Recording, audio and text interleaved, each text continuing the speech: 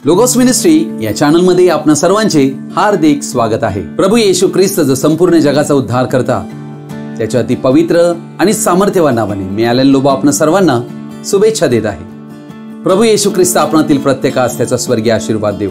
आजचा हा संदेश जर तुम्ही पहिल्यांदाच पाहत असाल, हा संदेश जर तुम्हाला आवडला तर कृपया तुम्ही लाईक करावा, शेअर करावा व हे चॅनल तुम्ही सबस्क्राइब करावे व तुम्हाला संदेशाचे नोटिफिकेशन कायम मिळण्यासाठी बेल रिंग प्रेस करण्यास विसरू नये। Thank you. God bless you.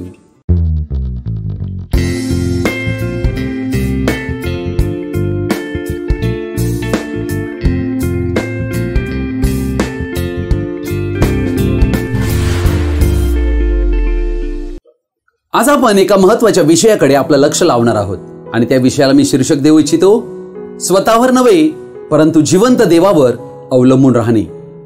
प्रियजन हो, आम्ही प्रत्येक मनुष्य या जगात पापी अवस्थेमध्ये जन्माला आलो, परंतु आमच्या जीवनामध्ये काय बिघाड झाला देवाचं सत्य वचन वाचल्यावरच आम्हाला कळू शकते।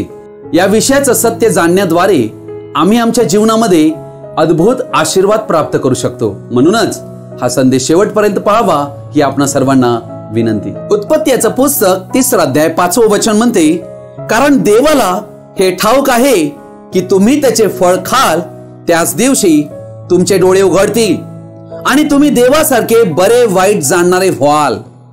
अर्थात या ठिकाणी उत्पत्ती या 3 अध्यायामध्ये आम्हाला आढळत आहे की सर्प हव्वे बरोबर बोलत आहे आणि या ठिकाणी 2 झाडे, जीवनाचं झाड आणि बऱ्या वाईटाचं ज्ञान करून देणारं झाड जे मृत्यूचं झाड होतं, ही दोन्ही झाडं जी आहेत ही या ठिकाणी प्रतिकात्मक रीतीने दर्शवलेली आहेत। ते वास्तविक झाड नाही जसे आज आम्ही आमच्या डोळ्यासमोर या सृष्टीत पाहत आहोत, आणि ते वास्तविक फळ नाही जे आम्ही फळ म्हणून समजत आहोत। मनुष्याला जीवन जगण्याची जी पद्धत आहे ती या 2 झाडांमध्ये दर्शविलेली आहे।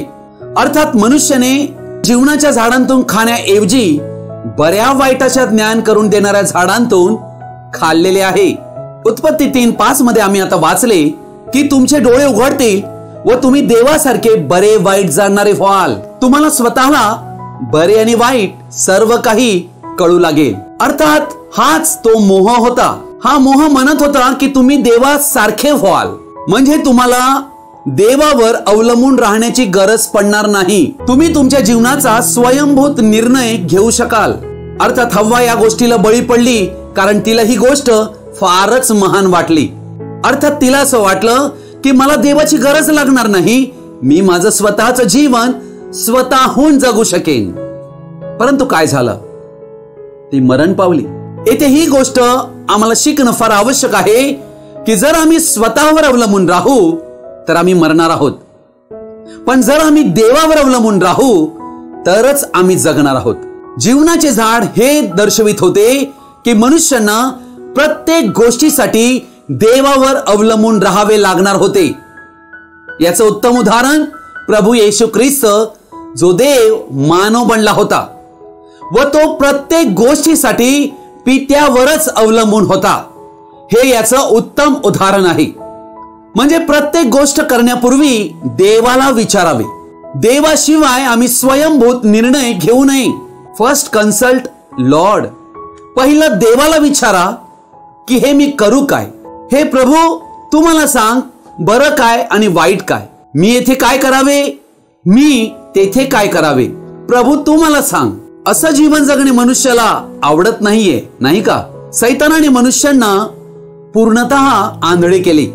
मनुष्य जो शरीर, आत्मा आणि प्राण यामध्ये घडविला गेला होता हा पूर्णतः आंधळा झाला व आदाम जो आमचा पूर्व पिता त्याच्यापासूनच हे संपूर्ण बऱ्या वाईटाच्या ज्ञानापासून प्राप्त झालेले ज्ञान, हे विष मानव जातीमध्ये पसरले गेले जे आज आमच्या पर्यंत पोहोचलेलं आहे। अर्थात पाप येताच मनुष्याचं जीवन जे आहे हे पूर्ण मीपणाने भरलं।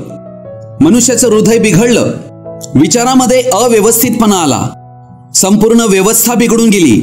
पापाचं राज्य मनुष्याच्या शरीरावर, आत्म्यावर, जीवावर चालू झालं। बऱ्या वाईटाचं ज्ञान करून देणाऱ्या झाडांतून खाल्ल्या कारणाने मनुष्य स्वतःचा निर्णय स्वतः घेऊ लागला, कारण सृष्टीचा निर्माण करता देव याच्याबरोबर त्याचा संबंध पूर्णतः तुटला। जर आमच्या शरीरांतील जर आमचा मेंदू काढून टाकला तर आमचं शरीर काहीही कार्य करू शकणार नाही, कारण आमचं संपूर्ण शरीर हे पूर्णतः मेंदूवर अवलंबून आहे व मेंदूच त्याच्या सर्व हालचाली पूर्णतः नियंत्रित करीत असते. एका मनुष्याचा हात ज्या वेळेला पॅरालिसिस होतो त्यावेळेला मेंदूशी त्या हाताचा संबंध तुटून जातो. म्हणजे तो हात मेंदूकडून मिळणारे जे काही इशारे आहेत त्याप्रमाणे वागू शकत नाही, कारण त्याचा मेंदूशी संपर्क तुटलेला असतो, जो पूर्वी जोडलेला होता परंतु आता तुटला गेलेला आहे. अशाच प्रकारे आमच्या व्यक्तिगत जीवनामध्ये ज्या वेळेला आमचे ख्रिस्ताशी नाते तुटते त्यावेळेला आम्ही पूर्णतः अलग होतो. देवावर पूर्णतः निर्भर राहण्याची कमतरता आमच्या जीवनात दिसून येते. आज तुम्हाला आणि आम्हाला सृष्टीच्या निर्माणकर्त्या पित्याबरोबर प्रभू येशू ख्रिस्ताने समेट घडवून आणलेला आहे, स्वर रक्त देऊन. मग जर आज आमचा मेलमिलाप झालेला आहे, देवाबरोबर समेट झालेला आहे, तर आता आमचं कार्य हे आहे की आम्ही देवावर पूर्णतः अवलंबून राहावे व देवाशी आमचं नातं आम्ही ओळखून घ्यायला हवं. जशी आमच्या स्वतःच्या जीवाच्या तारणासाठी पूर्णपणे आम्ही देवावर अवलंबून राहतो व भरोसा करीतो. देवावर अवलंबून राहणे ही ख्रिस्ती जीवनाची मूलभूत गोष्ट आहे. म्हणून तुम्ही आणि आम्ही विश्वासी या नात्याने आमचे योग्य स्थान ख्रिस्तामध्ये काय आहे हे आम्ही ओळखायला हवे. योहान कृष्णवर्तमान याचा 15वा अध्याय आणि याचं 5वं वचन आपण वाचूया. मीच वेल आहे, तुम्ही फाटे आहात. जो माझ्या मध्ये राहतो व मी ज्याच्यामध्ये राहतो तो पुष्कळ फळ देतो, कारण माझ्यापासून वेगळे असल्यास तुम्हाला काही करिता येत नाही. प्रभू या वाचलेल्या वचनावर आपला आशीर्वाद पाठवून देवो आणि या वचनाद्वारे आम्हा सर्वांना त्याचा आशीर्वाद प्राप्त हो. प्रियजन हो, या वचनाकडे आपलं लक्ष लावूया. प्रभू येशू ख्रिस्त म्हणत आहे की तो एक वेल आहे, द्राक्ष वेल, आणि आम्ही फाटे आहोत. जो माझ्यामध्ये राहतो आणि मी ज्याच्यामध्ये राहतो तो पुष्कळ फळ देतो. अर्थात येथे फळ देण्यासाठी 2 अटी आहेत. एक, आम्हाला ख्रिस्तामध्ये राहायचं आहे व ख्रिस्त आमच्यामध्ये राहायला पाहिजे. म्हणून प्रभू येशू पुढे म्हणतो, कारण माझ्यापासून वेगळे असल्यास तुम्हाला काही करिता येत नाही. अर्थात प्रभू येशू ख्रिस्त आमच्या जीवनातील एक परम सत्य प्रगट करीत आहे. ख्रिस्त येशूच्या शिवाय आम्हाला काहीच करता येत नाही. अर्थात या ठिकाणी आम्ही पाहिलं की हा वेल जो आहे, हा वेलाचा फाटा जो आहे, हा वेलावर अवलंबून आहे. तो फाटा जो आहे तो वेलाला म्हणू नाही शकत मी माझे फळ देईन, तू तुझी फळ दे. मी 1% फळ देईन, 99% बाकी तुला द्यायचे आहेत. अर्थात ती फांदी, तो फाटा 0% फळ उत्पन्न करू शकतो त्या वेला वाचून. हे अतिशय सुंदर चित्र प्रभू येशू ख्रिस्ताने या दाखल्यामध्ये वर्णिलेलं आहे. अर्थात प्रभू येशू ख्रिस्त या ठिकाणी या दाखल्याद्वारे आम्हाला हे शिकवू इच्छितो की आम्ही येशू ख्रिस्ताशिवाय काहीच करू शकत नाही. या गोष्टीचे सत्य आमच्या मनामध्ये रुतून गेले पाहिजे. ते हे की आम्ही ख्रिस्ताशिवाय काहीच करू शकत नाही. अर्थात ख्रिस्ताशिवाय आम्ही शून्य आहोत हे आम्हाला कळणं अत्यंत आवश्यक आहे. काय या वचनावर आम्ही विश्वास करू शकतो? ख्रिस्ताशिवाय आतापर्यंत केलेल्या सर्व गोष्टी या पूर्णतः शून्य आहेत असे न्यायाच्या दिवशी आम्हा प्रत्येकाला कळेल. जर एखाद्यावर अवलंबून राहायचे असेल तर प्रथम विश्वास हवा, कारण विश्वासच नसेल तर कोणावर अवलंबून राहणे शक्यच नाही. म्हणून जेव्हा मी म्हणतो की माझा विश्वास आहे तेव्हा मी हे सांगतो की मी देवावर पूर्णतः अवलंबून आहे. विश्वासाचे खरे एक चिन्ह म्हणजे देवावर पूर्णतः अवलंबून राहणे. त्याचा अर्थ थोड्या अंशाने मी देवावर व थोड्या अंशाने मी माझ्यावर किंवा इतरांवर थोड्या अंशाने मी अवलंबून आहे हा विश्वास नाही. मला काहीच स्वतःहून करता येत नाही.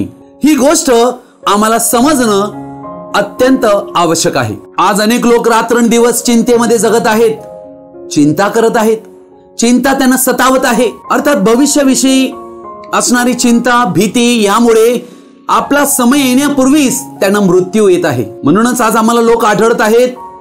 ते चिंतेत का आढळत आहेत? कारण ते स्वतःवर अवलंबून आहेत. ज्या वेळेला आम्ही देवावर अवलंबून नसतो त्यावेळेला आमच्या जीवनामध्ये आम्ही कष्टी, हैराण आणि चिंतातूर झालेलो असतो.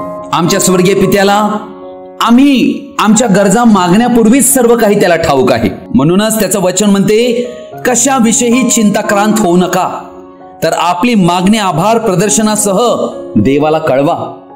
अर्थात आम्ही आमची सर्व चिंता देवावर टाकावी, कारण तो आमची काळजी घेतो. देवावर अवलंबून राहणे म्हणजे चिंता करण्यास नकार देणे. म्हणून आम्ही आमच्या स्वतःवर चिंतेचा बोज वाहतो, तेव्हा आम्ही देव जो आमचा काळजी करणारा त्याच्यावर संशय व्यक्त करीत असतो. म्हणून जर आम्ही भरोसा देवावर करीतो तर आम्ही चिंता सोडून द्यावी. आजच्या जगात समस्येमध्ये कोणते व्यक्ती आहेत जे आपल्या स्वतःवर अवलंबून आहेत. अर्थात आम्ही जर या गोष्टीकडे ध्यान देऊ तर आम्हाला ही गोष्ट समजेल की आम्ही आमच्या स्वतःवर अवलंबून असल्या कारणाने आमच्या समस्या वाढत चाललेल्या आहेत. त्यांतून सुटका होत नाही हे खास. मला फार चिंता आहेत, माझ्या 2 मुलींची लग्न कसे होतील, मला हे व्हायचं आहे, मला ते व्हायचं आहे. अर्थात या सर्व गोष्टींतून आम्ही पाहत आहोत मी स्वतःवर निर्भर आहे. जेव्हा आम्ही प्रभू येशू ख्रिस्ताला आमच्या जीवनात व्यक्तिगत तारणारा आणि प्रभू म्हणून स्वीकारतो व एका आध्यात्मिक मार्गात चालू लागतो, तेव्हा सर्व समर्थ देव आमच्या जीवनातील मीपणा काढण्यासाठी कामाला लागतो. हा मीपणा आम्ही ठेवून दिलेला असतो. अर्थात अजूनही सेल्फ हृदयाच्या राजासनावर विराजमान आहे. अजूनही आम्ही देवाला प्रभू म्हणून स्वीकारले, पण त्याला अजून राज्य करू देत नाही आहोत. स्वतःचा निर्णय स्वतः घेत आहोत व प्रभूला आम्ही विचारत नाही.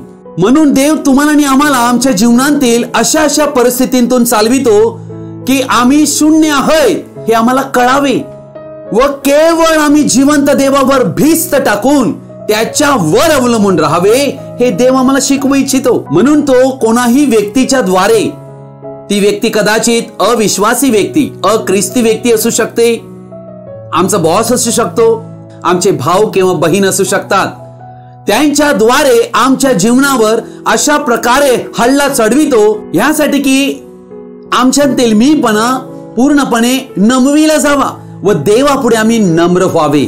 अर्थात देवावर अवलंबून राहण्यासाठी सर्वात महत्वाची गोष्ट ही आहे नम्रता. जर आमच्याकडे नम्रता नसेल तर आम्ही देवावर अवलंबून राहणे अशक्यप्राय गोष्ट आहे. अर्थात विश्वास आणि नम्रता ही एकमेकाबरोबर जोडलेली आहे. जसा अविश्वास आणि अहंकार एकमेकाशी जोडलेला आहे. पहिली नम्रता आणि मग मान्यता. प्रियजन हो, नम्रता ही आमच्या जीवनात अत्यंत आवश्यक आहे. लूका सुवर्तमान याचा 5वा अध्याय आणि 5वं वचन म्हणते, सिमोनाने त्याला उत्तर दिले, गुरुजी, आम्ही सारी रात्र कष्ट करून काही धरले नाही. अर्थात या ठिकाणी सिमोन पेत्र आम्हाला आढळत आहे जो आपल्या जीवनामध्ये निराश झालेला आहे. कारण सारी रात्र त्याने प्रयत्न केलेले आहेत परंतु अपयशी ठरलेला आहे. त्याची इच्छा होती की मी रात्री मासे पकडेन, सकाळी मी बाजारात जाऊन विकेन. परंतु या ठिकाणी आम्ही पाहत आहोत येशूने तिथले सर्व मासे घालवून टाकले होते जेथे तो जाळे टाकीत होता. अर्थात कैक वेळेला देव आम्हाला आमच्या जीवनामध्ये अशाच ठिकाणी पोहोचवतो जेथे आम्हाला कोणी मदत करू नये, आम्हाशी विश्वासघाताने लोकांनी वागावे, आम्हाला त्यांनी फसवावे, आमचे पैसे अडकून ठेवावे हे देव घडवून आणत असतो. अर्थात देव या ठिकाणी अनुमती देत असतो या सर्व गोष्टी घडण्यासाठी, यासाठी की आम्ही देवाकडे वळावे. कारण आम्ही आमच्या बुद्धीवर अवलंबून राहिलो आहोत आणि आमचे प्रयत्न करीत आहोत. आणि देव आम्हाला शिकवू इच्छित आहे की तुम्ही माझ्याकडे पहा आणि माझ्यावर अवलंबून राहा, मी सर्व करावयास समर्थ आहे. म्हणून देव आमची वाट पाहत असतो की आम्ही देवाकडे वळून म्हणावे की हे देवा, तूच माझा सहाय्य करता आहे आणि मी तुझ्यावर अवलंबून आहे. जसं एक लहान मूल आपल्या बापावर अवलंबून असते त्या प्रकारे आम्ही आमच्या स्वर्गीय पित्यावर अवलंबून असायला हवे. एक लहान मूल आपल्या स्वतःहून काहीच करू शकत नाही, त्याच्या सर्व गरजा त्याचा पिता भागवत असतो. हीच गोष्ट देव तुम्हाला आणि आम्हाला शिकवू इच्छित आहे की आम्ही लहान मुलाप्रमाणे आमच्या स्वर्गीय पित्यावर अवलंबून असायला हवे. अर्थात आज आमचं काय चुकत आहे की आम्ही देवाला आमच्या जीवनात अजून सामील केलेले नाही. म्हणून आम्ही आमच्या समस्येमध्ये देखील देवाला सामील करीत नाही आहोत. देवाला आमच्या जीवनातील प्रत्येक गोष्टीत सामील करावं. आमच्या समस्या, अडचणी किंवा आमची परिस्थिती कितीही वाईट का असेना, ती देव पालटून टाकण्यास समर्थ आहे. त्यासाठी सर्वात महत्वाची गोष्ट प्रभूच्या शोधास लागणे आहे. जेव्हा आम्ही प्रभूचा शोध पूर्ण हृदयाने करू, तेव्हा आम्ही सामर्थ्यवान व्यक्ती बनू. नीतिसूत्रे 3 अध्याय 5 आणि 6 वचन म्हणते, तू आपल्या अगदी मनापासून परमेश्वरावर भाव ठेव. आपल्याच बुद्धीवर अवलंबून राहू नको. तू आपल्या सर्व मार्गात त्याचा आदर कर, म्हणजे तो तुझा मार्गदर्शक होईल. अर्थात देव आमचा मार्गदर्शक जर झाला तर किती बरं होईल. कारण उद्या काय होणार आहे, भविष्यात माझ्यासाठी काय ठरलेलं आहे हे मला दिसत नाहीये, याची मला माहिती नाहीये. परंतु जर देव माझा मार्गदर्शक झाला तर माझ्यासाठी हे सर्वात मोठं सौभाग्य आहे. परंतु त्यासाठी देवाचं वचन म्हणते की आम्ही परमेश्वरावर पूर्ण भाव ठेवायला हवा. जर आम्ही देवावरच पूर्ण भरोसा ठेवू तर त्याच्यावर अवलंबून राहू, तरच आपण स्वतःच्या बुद्धीवर अवलंबून राहण्यास नकार देऊ शकू. परमेश्वरावर अवलंबून राहणे म्हणजे विश्वासाने, धीराने वाट पाहणे, देवाची प्रतीक्षा करणे. परमेश्वरावर अवलंबून राहिल्याने आमचा काय फायदा होतो? यशाया 40 अध्याय 31 वचन म्हणते, तरी परमेश्वराची आशा धरून राहणारे नवीन शक्ती संपादन करतील. ते गरुडाप्रमाणे पंखांनी वर उडतील. ते धावतील तरी दमणार नाहीत, चालतील तरी थकणार नाहीत. काय मी माझ्या कुटुंबात समस्येसाठी कारणीभूत तर नाही? माझ्यामुळे माझं कुटुंब आशीर्वादित आहे की समस्येमध्ये आहे? हा प्रश्न आम्ही आमच्या स्वतःला विचारायला हवा. मी माझ्या घरामध्ये आशीर्वादास कारणीभूत आहे की गोंधळ घालण्यास कारणीभूत ठरतोय? हा प्रश्न आम्ही स्वतःला विचारायला हवा. अर्थात काही लोक आपल्या जीवनामध्ये त्यांची जी नकारात्मक प्रवृत्ती आहे, नेगेटिव्हिटी, त्याचा कुटुंबातील प्रत्येक व्यक्तीवर फार विपरीत परिणाम होतो. म्हणून ते आपल्या स्वतःच्या कुटुंबामध्ये अशांतीस कारणीभूत ठरतात. आज संपूर्ण जगात समस्येमध्ये कोण जगत आहे? ज्यांना मी मोठा व्हावा अशी इच्छा आहे. आम्ही ज्या वेळेला देवावर अवलंबून राहतो तेव्हा मी मोठा व्हावा हे विचारच आम्हाला येऊ शकत नाही. कारण आम्ही पूर्णतः देवावर अवलंबून आहोत. त्याला आमच्या जीवनाचं हित ठाऊक आहे व तो आमच्या जीवनात हित करणारच याची आम्हाला खात्री असते, विश्वास असतो. कोरिन्थीकरास पहिले पत्राचा 2 अध्याय 5 वचन म्हणते, तुमचा विश्वास मनुष्यांच्या बुद्धिमत्तेवर उभारलेला नसावा, तर देवाच्या सामर्थ्यावर उभारलेला दिसावा. अर्थात आम्ही देवाचं सामर्थ्य जाणायला हवं. मत्ती सुवर्तमान 22 अध्यायातल्या 29 वचनात प्रभू येशूने उत्तर दिले, तुम्ही शास्त्र व देवाचे सामर्थ्य जाणत नसल्यामुळे भ्रमात पडला आहात. अर्थात देवाचं सामर्थ्य जाणणे आमच्यासाठी फार आवश्यक आहे. देवाचं शास्त्र वचन जाणणे फार आवश्यक आहे. ज्या जगात आम्ही राहत आहोत ते जग रोज आम्हाला स्वतःवर व इतरांवर अवलंबून राहण्यास मोहित करीत असते. परंतु एकदा का आमच्या हृदयाला परमेश्वरावर अवलंबून राहण्याची सवय लागली का आम्हाला खात्री निर्माण होते की देव मला कधीही टाकणार नाही, तो मला ठोकर देणार नाही, तर सर्व काही तो मला पुरवील ज्याची मला गरज आहे व कल्पने पलीकडे मला आशीर्वादित करील. म्हणून आम्ही देवाला प्रार्थनेद्वारे हे कळवायला हवे की देवा, तुझ्याशिवाय मी हे मिळवू शकत नाही. तू मला देशील तरच मी तुझ्यावर अवलंबून आहे. म्हणूनच मी प्रार्थनेच्या द्वारे माझ्या विनंत्या आभार प्रदर्शनासह देवापुढे विश्वासाने मांडू शकतो. हा विश्वास करून की परमेश्वर माझा निर्माण करता आहे व मी निर्मिती आहे केवळ. तो सार्वभौम आहे, तो विश्वासयुक्त आहे, तो कृपावंत आहे, तो सामर्थ्यशाली आहे व त्याला काहीच अशक्य नाही. बायबलमध्ये आम्हाला अनेक उदाहरणे दिलेली आहेत, अनेक चेतावण्या दिलेल्या आहेत. प्रभूने अनेक आश्वासने आम्हाला दिलेली आहेत. त्यावर आम्ही विश्वास ठेवून त्याप्रमाणे आम्ही कृती करायला हवी. रोमकरास पत्राचा 4 अध्याय आणि याचं वचन 18 मी वाचत आहे. तशी तुझी संतती होईल या वचनाप्रमाणे त्याने बहुत राष्ट्रांचा बाप व्हावे म्हणून आशेला जागा नसतानाही त्याने आशेने विश्वास ठेवला. तथापि विश्वासाने दुर्बळ न होता आपले निर्जीव झालेले शरीर, तो सुमारे 100 वर्षाचा होता व सारा हिच्या गर्भाशयाचे निर्जीवपण ही त्याने लक्षात घेतली परंतु देवाच्या अभिवचनाकडे पाहून तो अविश्वासामुळे डळमळला नाही, तर विश्वासाने सबळ होऊन त्याने देवाचे गौरव केले आणि देव आपण दिलेले अभिवचन पूर्ण करावयास समर्थ आहे अशी त्याची पक्की खात्री होती. म्हणूनच ते त्याला नीतिमत्व असे गणण्यात आले. आम्हाला ठाऊक आहे की अब्राहम आणि सारा यांना लेकरं नव्हते, मूलबाळ नव्हते, व देवाने अब्राहमाला वचन दिले होते की सारेद्वारेच तुला पुत्र होईल, आणि सारा तर जख्म म्हातारी झाली होती. व ज्या वेळेला परमेश्वर स्वतः एलोहिम अब्राहमाला भेटण्यासाठी आला, तेव्हा त्याने अब्राहमाला म्हटले, पुढल्या वसंत ऋतूमध्ये मी तुला मूल देईन. ही गोष्ट सारा डेऱ्यामध्ये ऐकत होती व ती आपल्या मनात हसली.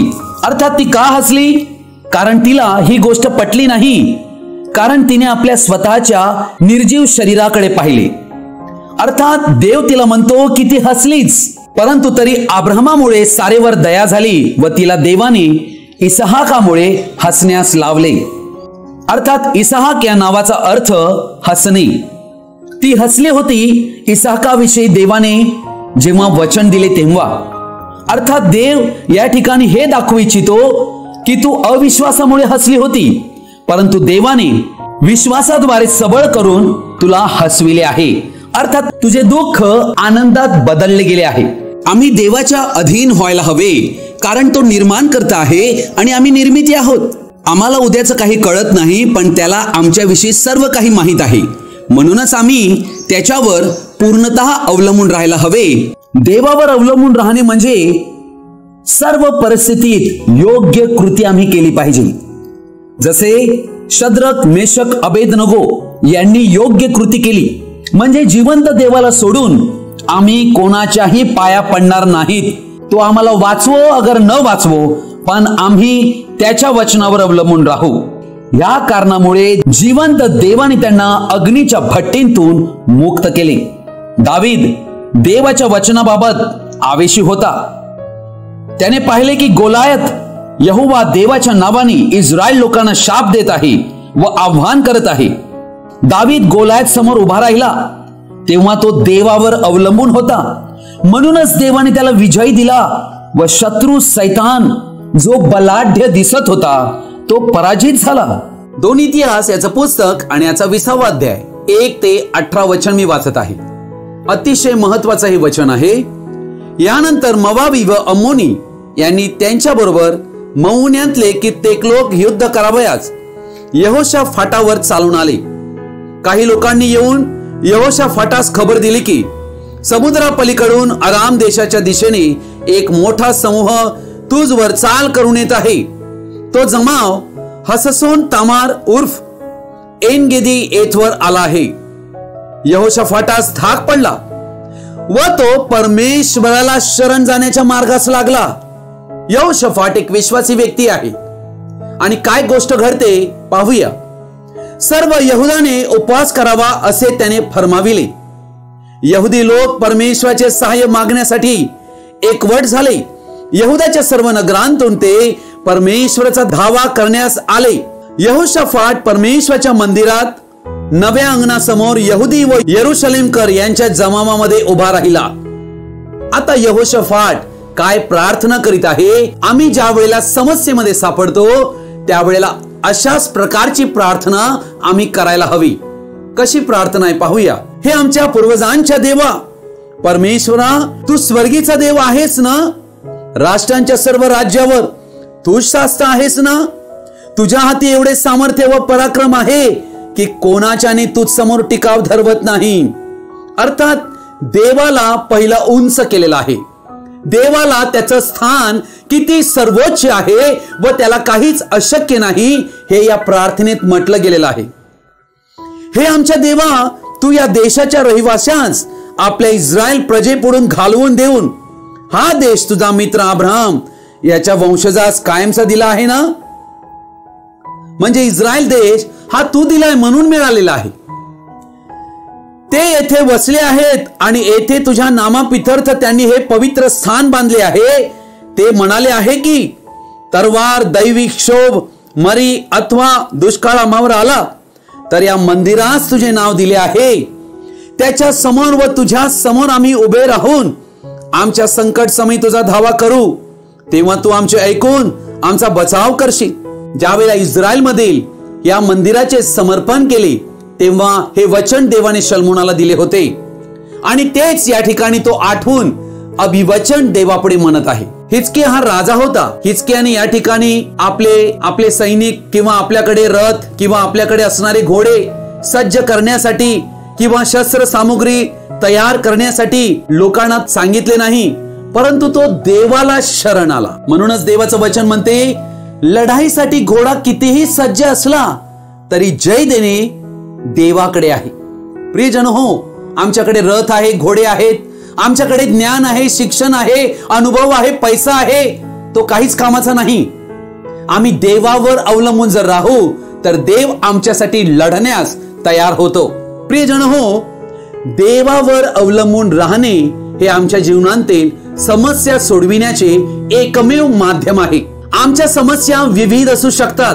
आज आमच्या जीवनामध्ये विविध समस्या आम्हाला सतावत असतात व त्या सोडविण्यासाठी आम्ही फार प्रयत्नशील असतो, परंतु आमचे सर्व प्रयत्न निष्फळ होतात आणि देव आम्हाला ते दाखवून देतो.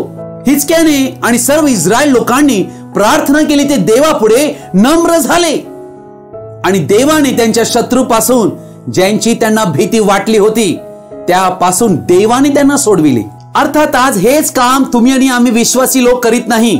आज आम्ही आमच्या जीवनाच्या समस्या देवापुढे आणायला हव्या. आम्हाला माहित पडलेलं आहे की माझा डिवोर्स होणार आहे, मला माहित पडलेलं आहे की माझा पती दारू पीत आहे, मला हे माहित पडलेलं आहे की माझी नोकरी जाणार आहे, मला हे माहित आहे मी फार कर्जबाजारी झालेलो आहे आणि माझ्याकडे फेडावयास काहीच नाही. परंतु अशा परिस्थितीमध्ये असताना, अशा समस्येमध्ये असताना आम्ही प्रार्थना प्रभूकडे जरूर करीतो, परंतु अपेक्षा आम्ही मनुष्यांकडून बाळगतो. आम्हाला वाटते एखाद्या व्यक्तीने मला मदत करावी, त्याने मला सहाय्य करावं. अर्थात आम्ही देवाजवळ प्रार्थना करतो, परंतु आम्ही अपेक्षा मनुष्यांकडून बाळगतो. ज्या वेळेला आम्ही देवाकडे प्रार्थना करीतो तेव्हा आम्ही देवावर पूर्णतः अवलंबून राहावे. देवाला आम्ही शरण यावे व आमच्या समस्येमध्ये देवाचा आम्ही शोध करावा, कारण त्या समस्या देवाने पाठविलेल्या आहेत यासाठी की आम्ही त्याच्याकडे वळावे. इर्मयाच्या पुस्तकात देवाचे वचन म्हणते की तुम्ही मला शोधाल, तुम्ही मला झटून शोधाल, तेव्हा मी तुम्हास पावेन. आज देवाची इच्छा आहे की आम्ही देवाचा शोध करावा. आमच्याकडे एखादा रिपोर्ट येत असतो आणि आम्ही तो रिपोर्ट पाहून घाबरतो आणि आम्हाला वाटते आता काय करावं.